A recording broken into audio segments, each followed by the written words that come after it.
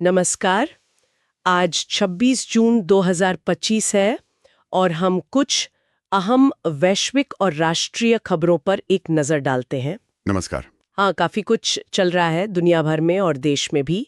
कोशिश करेंगे कि जो मुख्य बातें हैं उन्हें समझें।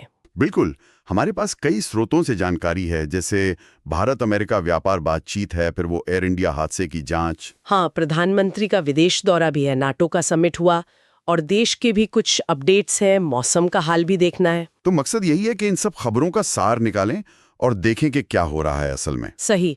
शुरू कहाँ से करें? वो ट्रेड वाली बात से या एयर इंडिया वाली खबर? दोनों ही अहम है। हाँ, भारत अमेरिका व्यापार बातचीत से ही करते हैं। सुना है कि डेडलाइन बिल्कुल पास है, 9 जुलाई, लेकिन बातचीत कुछ आगे नहीं बढ़ रही। हाँ, ऐसा ही लग रहा है।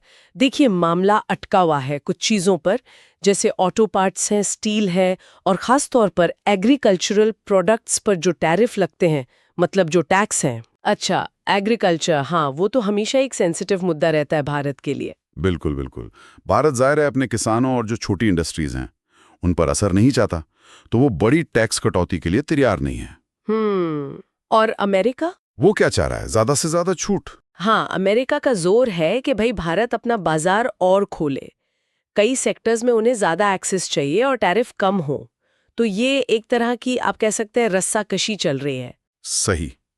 अगर ये ऐसे ही चलता रहा तो मतलब कोई समझौता नहीं हुआ तो फिर देखिए, असर तो पड़ेगा, ट्रेड टेंशन बढ़ सकती है, कुछ सेक्टर्स पर सीधा असर दिख सकता है। उम्मीद है कि कोई रास्ता निकलेगा। देखते हैं।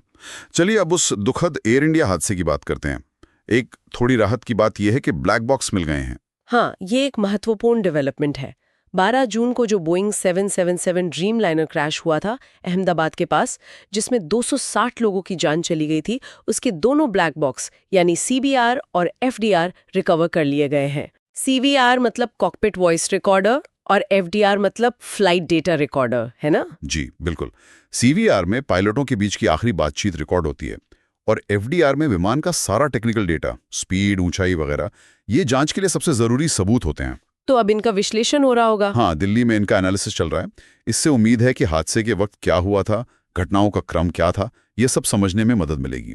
और इसके साथ ही वो जो एयरपोर्ट्स पर कुछ सुरक्षा खामियों की बात आई थी, हाँ, उसकी भी गहरी जांच चल रही है। चलिए, उम्मीद है कि जांच से सच्चाई सामने आएगी। अब थोड़ा कूटनीति की ओर रुख करते हैं। प्रधानमंत्री जुलाई में विदेश यात्रा पर जा रहे हैं, कई देशों का दौरा है शायद। जी, योजना है 5 देशों की यात्रा की। अफ्रीका, लैटिन अमेरिका और पश्चिम एशिया के कुछ देश शामिल हैं इसमें। अच्छा, और इसका मकसद क्या बताया जा रहा है? देखिए, 2 मुख्य उद्देश्य लग रहे हैं। एक तो ग्लोबल साउथ, मतलब जो विकासशील देश हैं, एशिया, अफ्रीका, लैटिन अमेरिका के, उनके बीच भारत की लीडरशिप को और मजबूत करना। और दूसरा खासकर जो हाल ही में पहलगाम में हमला हुआ, उसके बाद आतंकवाद के खिलाफ एक ग्लोबल गठबंधन बनाने की कोशिशों को बल देना। तो मतलब डिप्लोमेसी और सिक्योरिटी दोनों एंगल हैं इस दौरे के। हाँ, बिल्कुल। ये भारत की विदेश नीति और उसकी जो व्यापक भू राजनीतिक रणनीति है, उसी का हिस्सा है। ठीक है, अब यूरोप चलते। नाटो का शिखर सम्मेलन हुआ अभी हेग में, उसमें क्या बड़ी बात निकल कर आई? हाँ, 24-25 जून को हुआ। 32 सदस्य देश हैं नाटो में अब।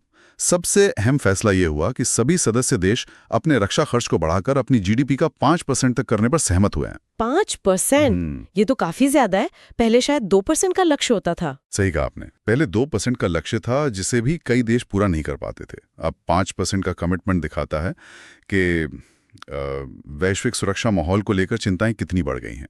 और ये नए महासचिव मार्क रूटे के नेतृत्व में इस पर जोर रहेगा। ये वाकई एक बड़ा शिफ्ट है। दुनिया भर में डिफेंस स्पेंडिंग बढ़ रही है। हाँ, ये मौजूदा जियोपॉलिटिकल टेंशन को दिखाता है। चलिए अब फटाफट कुछ राष्ट्रीय अपडेट्स देख लेते हैं। आज 26 जून को नशीली दवाओं के दुरुपयोग के खिलाफ अंतर्राष्ट्रीय दिवस भी है। जी हाँ, और इस साल संयुक्त राष्ट्र की थीम है breaking the chains, treatment, prevention and recovery for all, यानी नशे की जंजीरों को तोड़ना, सबके लिए इलाज, रोकथाम और रिकवरी। मतलब हॉलिस्टिक अप्रोच पर जोर है। अच्छा, और एक और खबर है अमृत योजना के 10 साल पूरे होने की। हाँ, 25 जून को अमृत यानी Atal mission for rejuvenation and urban transformation, ये शहरों में जो बेसिक इंफ्रास्ट्रक्चर है, जैसे पानी की सप्लाई, सीवरेज, पार्क वगैरह, उसको बेहतर बनाने का एक बड़ा कार्यक्रम रहा है। 10 साल पूरा होना एक मील का पत्थर है। सही। एक छोटी सी खबर मध्य प्रदेश से भी है। टीचर्स की हाजिरी को लेकर। हाँ, वो 1 जुलाई से वहाँ सभी सरकारी स्कूल टीचर्स को हमारे शिक्षक नाम के एक ऑनलाइन प्लेटफॉर्म पर अटेंडेंस लगानी होगी और अगर नहीं लगाई तो छुट्टी काट ली जाएगी, ऐसा कहा गया है। टेक्नोलॉजी का इस्तेमाल अटेंडेंस के लिए ठीक है। शायद पारदर्शिता और जवाबदेही बढ़ाने की कोशिश है। और आखिर में मौसम। गर्मी का प्रकोप तो खत्म होने का नाम ही नहीं ले रहा, भारत पाकिस्तान दोनों जगह। बिल्कुल, अप्रैल से ये जो भीषण गर्मी का दौर चल रहा है वो जारी है। राजस्थान में तो तापमान रिकॉर्ड 48 डिग्री सेल्सियस तक पहुंच गया।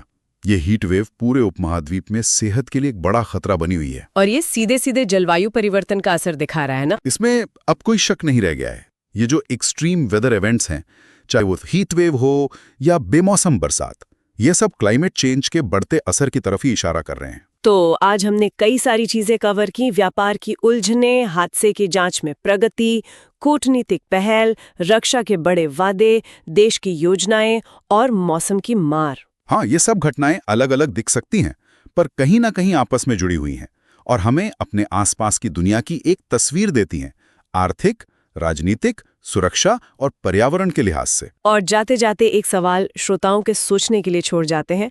एक तरफ हम देख रहे हैं कि भारत जैसे देश आतंकवाद के खिलाफ दुनिया को एकजुट करने पर जोर दे रहे हैं।